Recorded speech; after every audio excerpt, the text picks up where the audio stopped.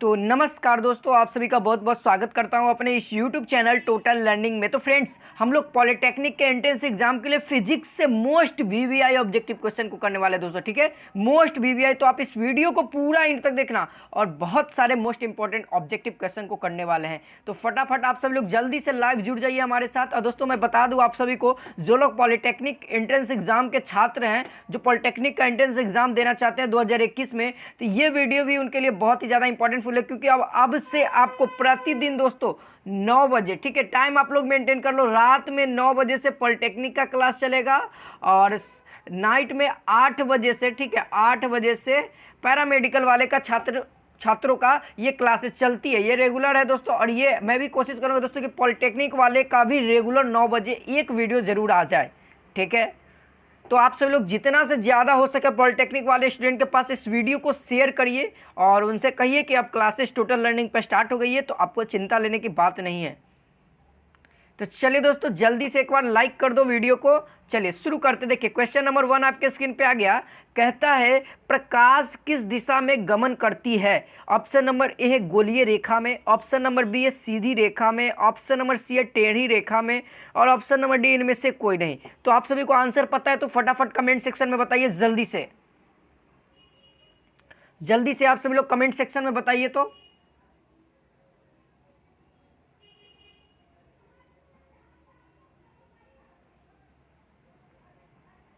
चलिए, तो इसका राइट आंसर क्या हो जाएगा दोस्तों? बहुत अच्छा, जो लोग ऑप्शन नंबर बी बता रहे हैं उनका राइट है सीधी रेखा में, ठीक है। याद रखना दोस्तों, क्वेश्चन आपका पॉलिटेक्निक के एग्जाम में आ जाएगा कि प्रकाश किस दिशा में गमन करता है, तो आपको याद रखना हमेशा सरल रेखा कहो या सीधी रेखा कहो, एक ही होता है, ठीक है।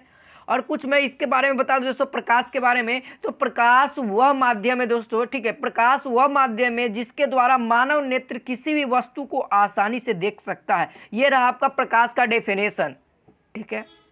और अगर क्वेश्चन आ जाए, आपका क्वेश्चन पूछा जाता है, बताइएगा सभी लोग कि निर्वात में प्रकाश की चाल कितनी होती है, ठीक है। याद रखिएगा, निर्वात में प्रकाश की चाल कितनी होती है पूछता है, जल्दी से बताइए तो फटाफट। आपके पॉलिटेक्निक एग्जाम, चाहे पैरामेडिकल एग्जाम, चाहे आईटीआई एग्जाम पूछता है। तो हम लोग खास करके अभी पॉलिटेक्निक का लेकर के चल रहे हैं, तो पॉलिटेक्निक में ये क्वेश्चन इंपॉर्टेंट है। हाँ जी, क्या होगा दोस्तों? हाँ जी, बहुत अच्छा बहुत अच्छा। क्या हो जाएगा? निर्वात में प्रकाश की चाल कितनी होती है दोस्तों? 3 × 10⁸ मीटर पर सेकेंड होता है, ठीक है, मीटर पर सेकेंड। यदि किलोमीटर पर सेकेंड कहेगा तब क्या करोगे? इसमें 3 घटा दो, इसमें 3 घटा दो तो 3 × 10⁵ किलोमीटर पर सेकेंड, ठीक है। ये दोनों में से कोई भी ऑप्शन दिखे निर्वात वाला में तो मार देना है, ठीक है। चलिए अगला क्वेश्चन की ओर बढ़ते हैं दोस्तों। अगला क्वेश्चन तो फटाफट आप सभी लोग आंसर करते रहिएगा, पता रहे तो जरूर बताइएगा। चलिए क्वेश्चन नंबर 2 कहता है ऐसा पदार्थ जिनसे होकर आपतित प्रकाश की किरण एक छोटा सा भाग पार कर पाता है तो कहा जाता है। ऐसा कौन सा पदार्थ है दोस्तों जिससे प्रकाश का एक छोटा सा किरण का एक छोटा सा भाग ही पार कर पाता है, बाकी नहीं पार कर पाता है, तो उस पदार्थ को हम लोग क्या कहते हैं? ऑप्शन आपके सामने, ऑप्शन नंबर ए है पारदर्शी, ऑप्शन नंबर बी है अपारदर्शी, ऑप्शन नंबर सी है पारभासी, ऑप्शन नंबर डी है बटर पेपर। और ये दोस्तों आपका जो पॉलिटेक्निक का एग्जाम होता है वो 10th लेवल पे होता है, इसीलिए मैं सारा क्वेश्चन दोस्तों 10th लेवल पे अभी करा रहा हूँ, ठीक है, और धीरे धीरे करके हाई लेवल लेते चलूंगा। चलिए, हाँ जी, इसका राइट आंसर क्या हो जाएगा? बहुत अच्छा, ऑप्शन नंबर सी जो बता रहे हैं उनका राइट है पारभासी, ठीक है।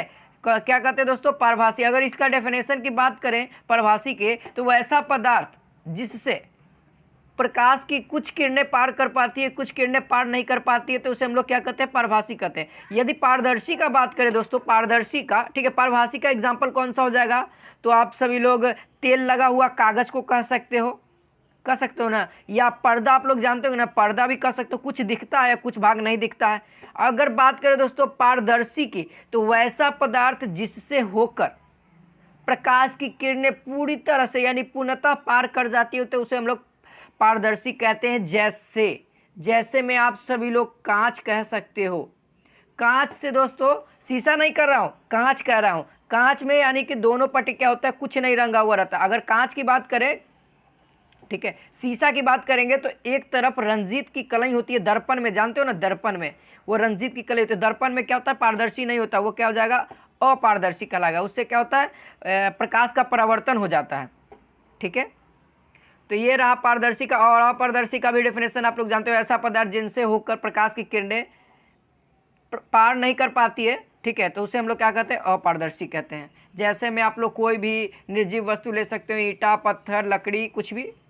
ठीक है, चलिए क्वेश्चन नंबर 3 की ओर बढ़ते हैं दोस्तों। क्वेश्चन नंबर 3 आपके स्क्रीन पे आ गया, फटाफट आंसर करिए। कहता है एक प्रकाश किरण, ठीक है, एक प्रकाश किरण एक समतल दर्पण पर लंबता आपतित होती है। ठीक है, ये रहा हमारा कोई दर्पण, समतल दर्पण, और इस पर क्या हो रहा है, 90 डिग्री एंगल से क्या हो रहा है, आपतित हो रहा है। तो परावर्तन कोण का मान क्या होगा, यानी कि इससे लौटने वाली जो होगी, ये ऐसे लौटता है ना, तो इसमें लौटने वाली किरण का मान कितना होगा। देखो मैं हिंट्स दे दिया, लो अब बता दो। देखो अब समझ गए तो आंसर जल्दी से बता दोगे। देखो ये ऐसे आया, ठीक है, लौटा कैसे, ऐसे ही लौट गया। अब समझ गए होगे तो जरूर आंसर राइट बताओगे। हाँ जी, क्या होगा दोस्तों, ऑप्शन नंबर ए इसका राइट हो जाएगा, 0 डिग्री। ठीक है, याद रखना, जब भी कह दे कि समतल दर्पण पर यदि प्रकाश की किरण 90 डिग्री पर गिरता है ना, तो गिरेगा तो उतना ही डिग्री पर क्या होगा, लौटेगा भी। तो यानी कि इन दोनों के बीच का डिफरेंस कितना बन रहा है, ये आने वाली किरण और जाने वाली किरण का बीच का कुछ नहीं डिफरेंस बन रहा है, तो यानी कि 0 डिग्री आपका आंसर हो गया ना। तो इस तरीके से याद रखना है। चलिए क्वेश्चन नंबर 4 आपके स्क्रीन पे है, और एक क्वेश्चन आपको दर्पण वाला से दिखेगा ही दिखेगा, 1 से 2 क्वेश्चन आपको दिखेगा ही दिखेगा दोस्तों। चलिए क्वेश्चन नंबर 4 कहता है समतल दर्पण, ठीक है, सॉरी, दो समानांतर समतल दर्पणों के बीच रखी गई वस्तु के सिद्धांततः का कितना प्रतिबिंब बन सकता है। यानी कि एक समतल दर्पण यहाँ है और एक समतल दर्पण यहाँ है, तो इन दोनों के बीच कोई वस्तु रखा गया है, तो इसका कितना प्रतिबिंब बनेगा, जल्दी से बताइए। ऑप्शन नंबर ए है 1, ऑप्शन नंबर बी है 2, ऑप्शन नंबर सी है 4, और ऑप्शन नंबर डी है इनमें अनंत। ठीक है, यानी कह सकते हैं जिसका कोई अंत ना हो, उसको क्या कहेंगे, अनंत। हाँ जी, क्या होगा राइट आंसर दोस्तों, जो लोग ऑप्शन नंबर डी बता रहे हैं उनका राइट है। हाँ जी, 2 गो समानांतर रहेगा, अगर उसके बीच में कोई वस्तु रखे तो इसका फिगर अनंत बनेगा। देखिए इसका फिगर इसमें, इसका फिगर इसमें, इसका फिगर इसमें, ऐसे करते करते मालूम है बहुत सारा बन जाता है, अनंत कह सकते हो। ठीक है, तो यहाँ पे क्या हो जाएगा, ऑप्शन नंबर डी इसका राइट हो जाएगा, अनंत। याद रखिएगा, 2 समानांतर समतल दर्पणों के बीच रखी गई वस्तु का प्रतिबिंब कितना होता है, तो अनंत होता है। चलिए जी, क्वेश्चन नंबर 5 आपके स्क्रीन पे है। कहता है दोस्तों, यदि आप एक स्थिर समतल दर्पण की ओर 4 मीटर पर सेकंड की चाल से चल रहे हैं, यानी कि ये हमारा समतल दर्पण है। ठीक है, ये हमारा क्या समतल दर्पण है, और ये हम है, तो यहाँ से क्या हो रहा है, 4 मीटर पर सेकंड की रफ्तार से क्या हो रहे हैं, शीशा की ओर बढ़ रहे हैं। तो प्रतिबिंब किस, यहाँ पे चाल होना चाहिए, ठीक है, गलत लिखा गया, किस चाल से चलेगा, यानी कि प्रतिबिंब किस चाल से आएगा हमारी ओर।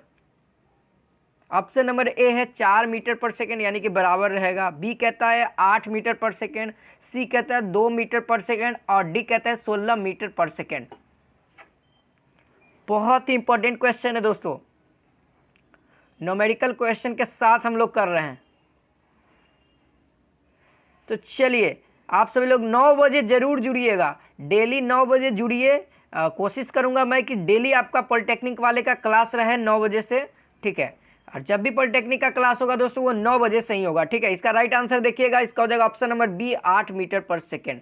ठीक है, याद रखिएगा दुगना होता है। ठीक है, दुगना होता है, यानी 4 दूना का 8 मीटर पर सेकेंड हो जाएगा। दुगना की रफ्तार से क्या होगा, ये शीशा है ना, देखिए यहाँ पे ये शीशा है, तो दुगना की रफ्तार से हम लोग यदि इस पे 8 मीटर पर सेकेंड आएंगे ना, तो इधर 8 दूना का 16 मीटर पर सेकेंड की रफ्तार से प्रतिबिंब हमारी ओर लौटेगा।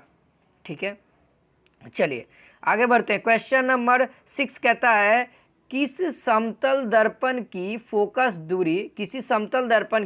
दूरी का मान होता है। देखिए कह रहे हैं कि समतल दर्पण का फोकस दूरी का मान कितना होता है। ऑप्शन नंबर ए है 0, ऑप्शन नंबर बी है 0 एवं अनंत के बीच, ऑप्शन नंबर सी अनंत, ऑप्शन नंबर डी इनमें से कोई नहीं। हाँ दोस्तों, राइट आंसर क्या होगा,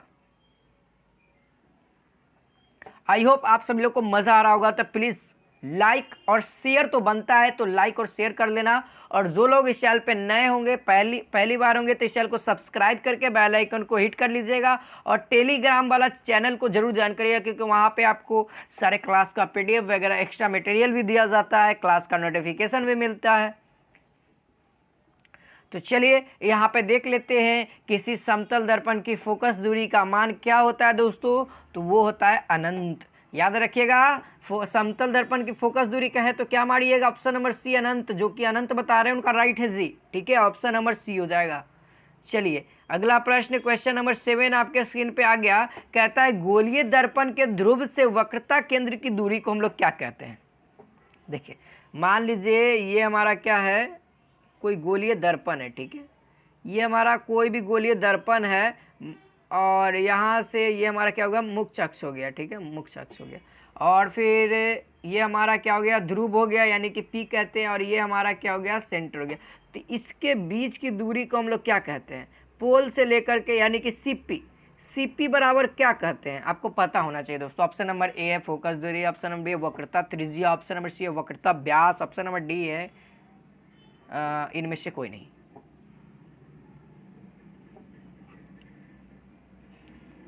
हाँ जी, बहुत अच्छा, ऑप्शन नंबर बी जो बता रहे हैं उनका राइट है, वक्रता त्रिज्या कहते हैं, ठीक है। वक्रता व्यास की बात करें तो दोस्तों रेडियस का दुगना होता है, ठीक है। इतना अगर मान लीजिए कोई गोलीय दर्पण है, तो गोलीय दर्पण है क्या, नहीं पूरा होगा, ऐसे होगा, तो ये भी तो जुड़ेगा तब ना व्यास होगा। लेकिन ये तो अभी जुड़ा नहीं है, क्या है, आधा ही है, देख लीजिए आधा है ना, तो आधा है, तो यानी कि रेडियस होगा, यानी वक्रता त्रिज्या हो जाएगा, आर जिसको हम लोग कहते हैं, ठीक है। याद रखिएगा, बहुत अच्छा, ऑप्शन नंबर बी वाले का राइट है जी। चलिए क्वेश्चन नंबर 8 की ओर बढ़ते दोस्तों। क्वेश्चन नंबर 8 कहता है, न्यूमेरिकल क्वेश्चन आ गया, कहता है एक गोलीय दर्पण की फोकस दूरी 12.5 है सेंटीमीटर, यहाँ पे हो जाएगा, ठीक है, 12.5 सेंटीमीटर है, तो उसकी वक्रता त्रिज्या होगी। देखिए उसकी वक्रता त्रिज्या पूछ रहा है, option number A 6.25 centimetre, option number B है 12.5 सेंटीमीटर, और सी है 25.0 सेंटीमीटर, और डी है 50.0 सेंटीमीटर। देखिए आपको फोकस दे दिया है, कौन सा है जी, गोलीय दर्पण में आपको फोकस कितना दे दिया है, 12.5 सेंटीमीटर, और आपको निकालना है आर। तो आर कितना होगा, बहुत ही सिंपल है दोस्तों, आपको फॉर्मूला याद होना चाहिए, वक्रता त्रिज्या और फोकस के बीच का संबंध। अगर आप लोग 10th पास आउट होंगे तो ये तो जरूर आपको पता होगा, क्योंकि इससे 10th में 5 नंबर का क्वेश्चन आता है प्रूफ करने के लिए। हाँ जी, क्या हो जाएगा दोस्तों, तो 2 गुने एफ होता है, ठीक है, कितना होता है, तो 2 गुने एफ। तो यानी कि कहने का मतलब यदि आपको रेडियस ज्ञात करना होगा तो फोकस को दुगना कर दीजिए, और यदि आपको रेडियस दिया हुआ है और फोकस ज्ञात करना है तो आप रेडियस को आधा कर दीजिएगा, तो आपको फोकस मिल जाएगा। ये दोनों को समझ लीजिए। देखिए अभी हमको फोकस दे दिया और क्या ज्ञात करना है, रेडियस, तो फोकस को दुगना कर दीजिए, तो 12 का 24 था, ठीक है। देखो यहाँ पे 12 का क्या हो जाएगा, 12 का दुगना 24 हो जाएगा, और 0.5 का दुगना कितना हो जाएगा, 1 हो जाएगा। तो दोनों को जोड़ दो तो कितना हो जाएगा, 24 है 1 25 यहाँ पे ऑप्शन नंबर दिख रहा है सी, 25 सेंटीमीटर, ठीक है। यही इसका क्या हो जाएगा, वक्रता त्रिज्या हो जाएगा। अब देखो आप इसको 125 हो जाएगा, 125 में 2 से गुना कर दो, और बट्टा में क्या कर दो, 10 से डिवाइड कर दो, तो भी कितना आ जाएगा, 25 आ जाएगा, ठीक है। कितना आ जाएगा, यहाँ पे आ जाएगा 250, ठीक है, 250 बट्टा में 10, तो यहाँ पे क्या हो जाएगा, बट्टा में 10 रहेगा तो खाली 25.0 है ना, आ जाएगा ना, इस तरीके से। चलिए क्वेश्चन नंबर 9 की ओर बढ़ते हैं। देखिए क्वेश्चन नंबर 9 कहता है, निम्नलिखित में किस दर्पण द्वारा किसी वस्तु का आभासी प्रतिबिंब मिल सकता है। देखिए किस दर्पण द्वारा दोस्तों किसी वस्तु का आभासी प्रतिबिंब मिल सकता है। ऑप्शन नंबर ए समतल दर्पण द्वारा, बी कहता है अवतल दर्पण द्वारा, सी कहता है उत्तल दर्पण द्वारा, और डी कहता है इनमें से तीनों दर्पण द्वारा। आभासी मतलब समझ जाइए, आभासी मतलब सीधा, जैसा आपका फोटो दिखेगा, आपका जैसा दिखता है ना वैसा ही आईना में दिखना चाहिए एकदम।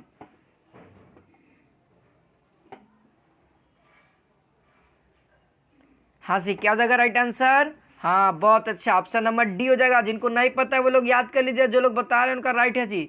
तीनों दर्पणों द्वारा होता है, ठीक है। अगर आभासी प्रतिबिंब कहे ना तो आप लोग तीनों दर्पण को मार सकते हो, लेकिन लेकिन यदि आपको वास्तविक प्रतिबिंब कहे, ठीक है, आभासी कहेगा तो तीनों होगा, क्योंकि अवतल दर्पण में दोनों प्रतिबिंब बन जाता है।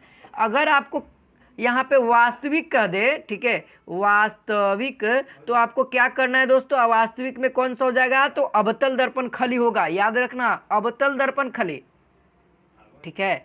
और एक टाइप से और क्वेश्चन पूछा जाएगा कि किस दर्पण में वस्तु के बराबर वस्तु का प्रतिबिंब होता है, किस दर्पण में वस्तु के बराबर वस्तु का प्रतिबिंब होता है। तो आपको पता होना चाहिए वो किस में होता है, तो वो समतल दर्पण में होता है, ठीक है। और बता देता हूँ अवतल दर्पण के बारे में। तो अवतल दर्पण में क्या होता है, वस्तु का प्रतिबिंब वस्तु की अपेक्षा बड़ा होता है, यानी कहने का मतलब है कि प्रतिबिंब उसमें क्या होगा, बड़ा होगा, ठीक है। इसमें क्या होगा, प्रतिबिंब बड़ा होगा वस्तु की अपेक्षा, वस्तु छोटा होगा प्रतिबिंब बड़ा होगा। इसीलिए तो हम लोग दाढ़ी जब बनाते हैं तो अवतल दर्पण का उपयोग करते हैं, ठीक है। और उत्तल दर्पण में क्या होता है, प्रतिबिंब क्या होता है, छोटा बनता है, ठीक है। जो हमारा रियल जो रहेगा ना उससे छोटा बनेगा, तभी तो हम लोग इसको उत्तल दर्पण का यूज साइड मिरर में करते हैं। साइड मिरर में क्यों यूज़ करते हैं पता है, क्योंकि जो ज़्यादा एरिया कवर करेगा, ठीक है। साइड मिरर में अवतल दर्पण का नहीं यूज करते क्योंकि बड़ा दिखावेगा तो और दिक्कत है, ज़्यादा एरिया साइड में रहेगा तो ज़्यादा रोड कवर करेगा और हमको पता लगेगा कि पीछे से कितना गाड़ी आ रहा है, कितना गाड़ी जा रहा है, ठीक है। इसीलिए उत्तल दर्पण का उपयोग करते हैं। और हमारा जो आँख का लेंस होता है, मानव में जो आँख होता है उसमें कौन सा लेंस पाया जाता है मालूम है, तो उत्तल लेंस ही पाया जाता है, याद रखिएगा। यहाँ पे दर्पण ना है तो लेकिन मानव में जो लेंस पाया जाता है वो उत्तल लेंस ही पाया जाता है। और आपको जानकारी के लिए बता दे रहा हूँ क्योंकि क्वेश्चन आ जाएगा तो आपको छोड़ना नहीं है, ठीक है। चलिए क्वेश्चन नंबर 10 आपके स्क्रीन पे कहता है किसी समतल दर्पण द्वारा आवर्धन होता है, यानी कि कहने का मतलब समतल दर्पण द्वारा आवर्धन कितना होता है। ऑप्शन नंबर ए है -1, ऑप्शन नंबर बी है +1, ऑप्शन नंबर सी है 0 और ऑप्शन नंबर डी इनमें से कोई नहीं। फटाफट आंसर बताइए दोस्तों जल्दी से। हाँ जी, क्या होगा राइट आंसर, हाँ बहुत अच्छा, ऑप्शन नंबर बी जो बता रहे हैं उनका राइट है, ठीक है। जान लीजिए दोस्तों क्या होगा, समतल दर्पण का अगर आवर्धन पूछे तो क्या होगा, हमेशा +1 होता है, ठीक है, याद रखिएगा। आवर्धन का आप लोगों को फॉर्मूला पता ही होगा, ठीक है। तो दोस्तों आज की क्लास कैसा लगा कमेंट सेक्शन में ज़रूर बताइएगा और मिलते हैं नेक्स्ट क्लास के साथ। इसी तरीके से पॉलिटेक्निक का क्लासेस आपको हमारे चैनल पे मिलते रहेगा। तो जय हिंद, जय भारत।